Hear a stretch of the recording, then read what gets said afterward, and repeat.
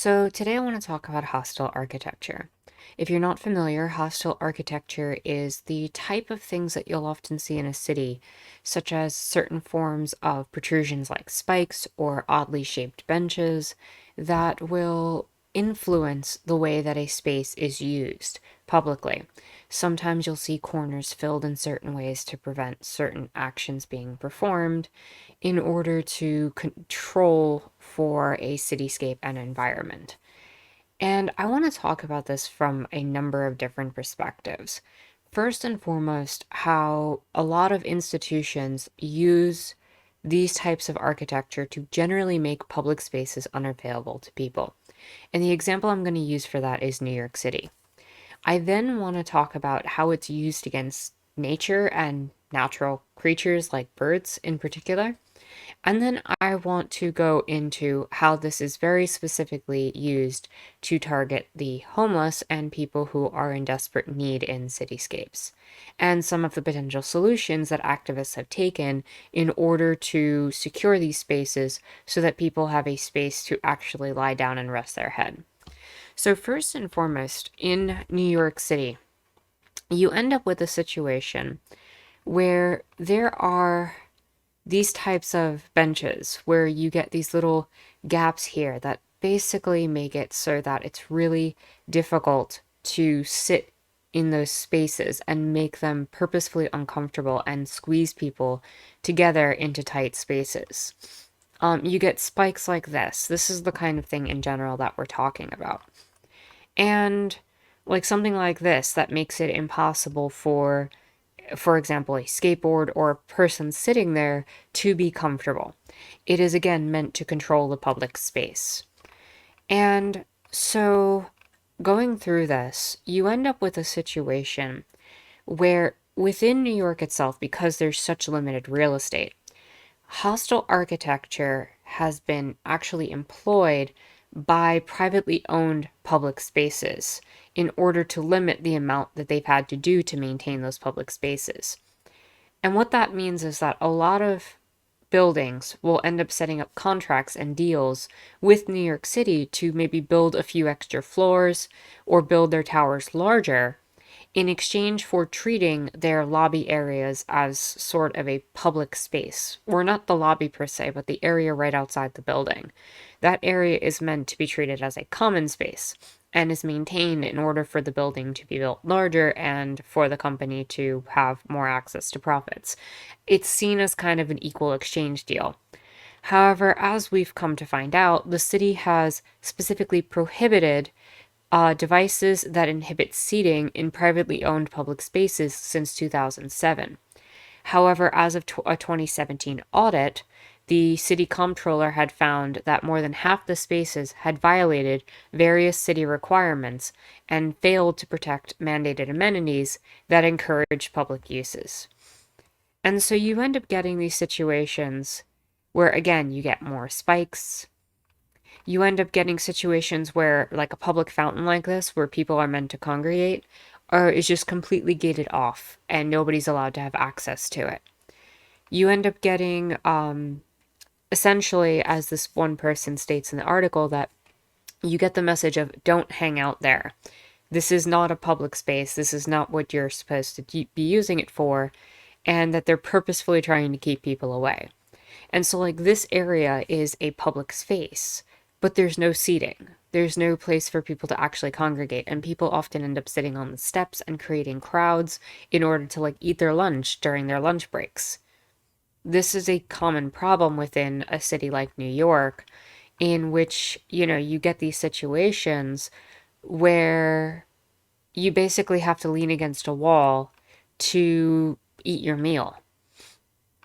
And you get signs like this, no loitering on a bench. And it just comes out in this very ridiculous and disingenuous way where these businesses are supposed to be practicing a certain thing to create a public space so that people can sit, they can eat, and can gather together and to utilize it as a public space.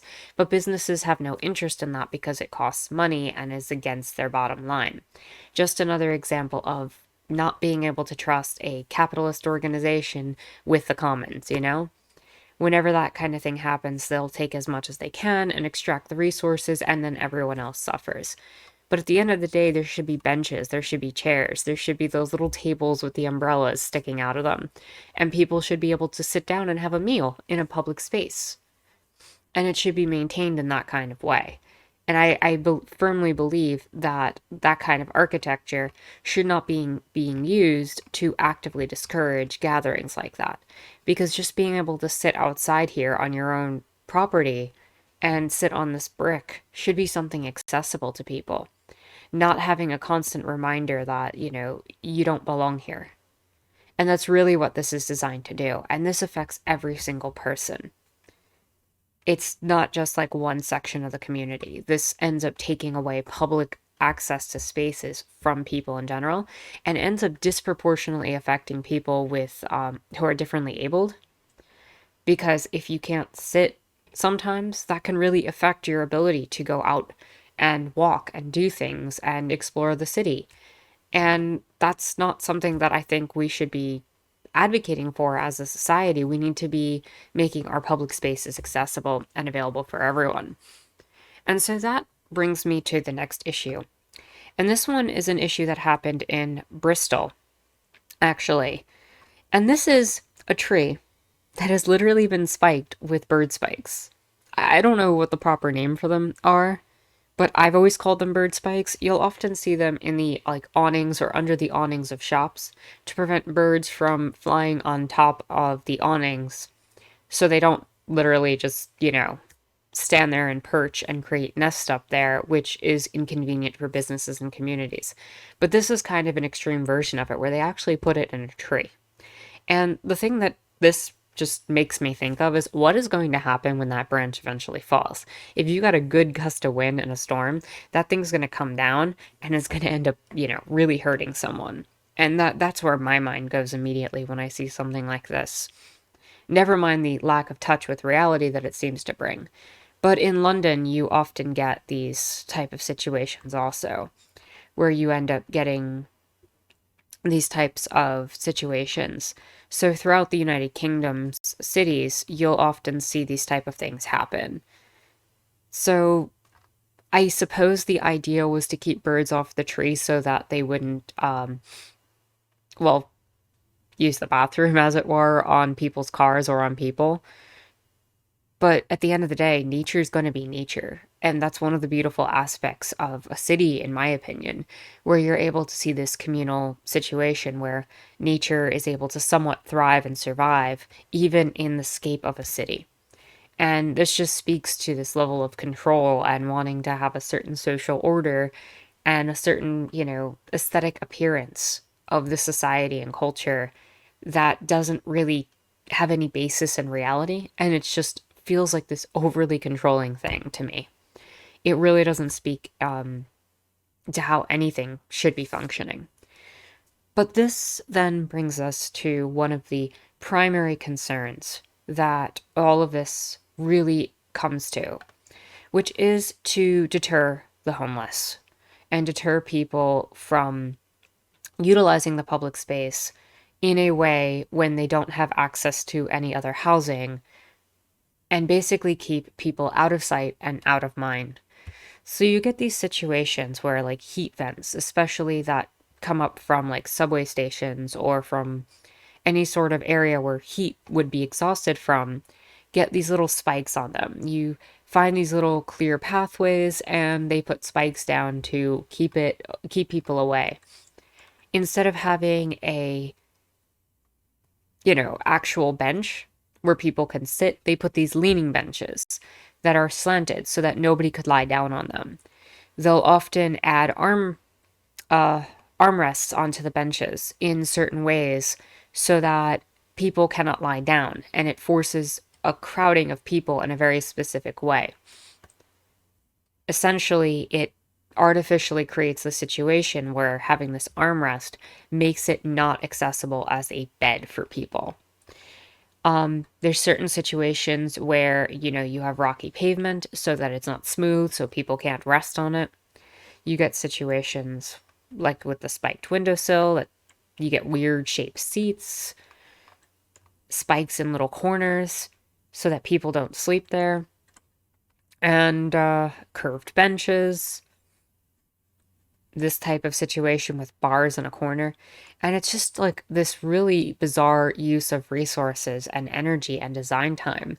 Then instead of spending money on resources that might actually help the homeless, you spend time paying architects to design these very bizarre systems or literally build a cage around a heat vent. Like if you're someone who's homeless and you just want the heat from a vent like this, because it's the only means of warmth you have, what would they prefer? That people just like died of freezing in the street? I mean, what is the harm in letting people get heat and warmth from this? There's no active harm, it's just then homeless people become visible. And then you also get situations like these, which are actually retractable spikes that a business can push up during the nighttime. And during the daytime, that will be basically down so people can walk in and out of the place of business, but nobody sleeps in the doorway. And there's all sorts of types. There's also a type that I'm not going to show because it could potentially harm people with epilepsy, but there are cities that actually have these flickering lights that go off at nighttime and can really mess with people, give them headaches, can cause, like I said, epileptic seizures, and cause other issues that just make it generally inaccessible for someone who needs to sleep on the street to actually be able to get a restful night. At the end of the day, they use these in a very messed up way. And again, I'm not sharing that because I don't think it's helpful, but I definitely encourage people to look it up if you're not in a place where you might actually get a seizure. I just don't want to cause that level of harm or put that out into the video. I don't think it's productive, and it generally hurts my eyes and head too, so I don't want to do that to myself while I'm trying to record. So, some of the solutions that people have come up with is that they've actually gone out and, in true anarchist form, have tried to solve the problem themselves. And so they've actually tried to cement over a lot of these spikes and create safe havens for people.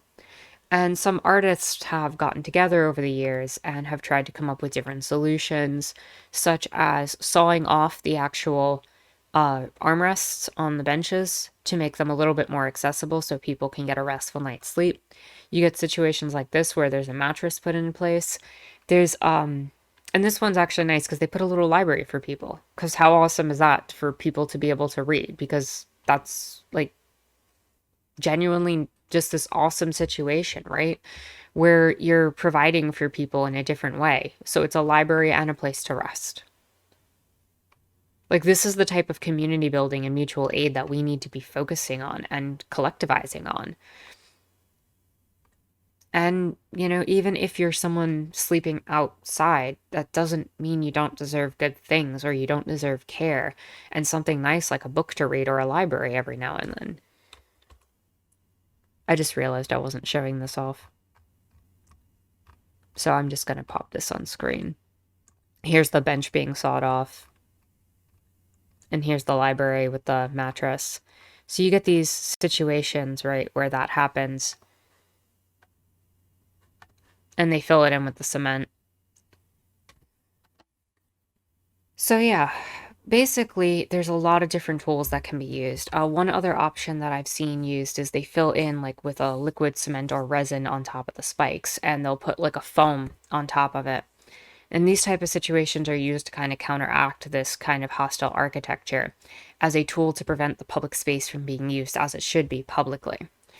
And in general, we need to see more situations where seats are added into public spaces and you have nature allowed to be nature, but also allow for people who don't have a home to just have a space they can crawl into and have a restful night's sleep.